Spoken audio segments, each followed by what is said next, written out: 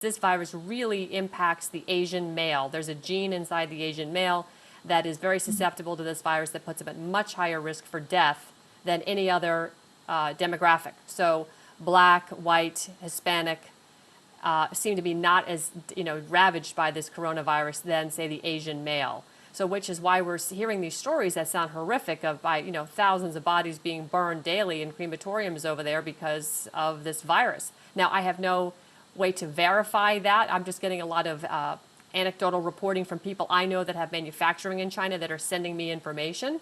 But again, these are not information that the Chinese government's going to put out. They're nowhere putting out the numbers for infections versus and death rates that we believe are actually verifiable or true.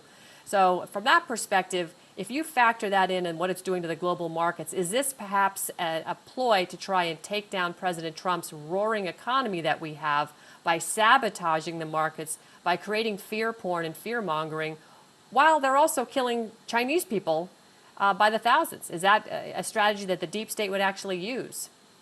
Does the fact that these two gentlemen who left Winnipeg in Canada, which is obviously part of the British Crown, and heading back to Wuhan, does that have any sort of, does that pass a smell test to you that perhaps maybe the Crown, the Brits, who are not too fond of the Chinese, may have some sort of sinister ulterior motive that perhaps because of the, again, I'm just looking at this, these people don't want President Trump to win. They don't want him reelected. If you have him reelected, we know the deep state is going down. The evidence is very clear. Rudy Giuliani's reporting on the Bidens. He's putting a magnificent case together on his podcast, Common Sense. It's being put out there into everyday America, who's now turning to podcasts and turning away from the fake news media to get the truth. And we're starting to put together the pieces that this has been nothing but a giant conspiracy by the left, by the establishment, to make sure President Trump doesn't get elected and certainly isn't reelected.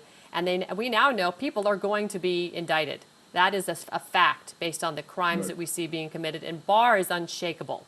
And people want you to believe otherwise, but he's unshakable in his pursuit of truth and justice. So I look at this as an opportunity to shake the core of what President Trump hangs his hat on, which is the economy.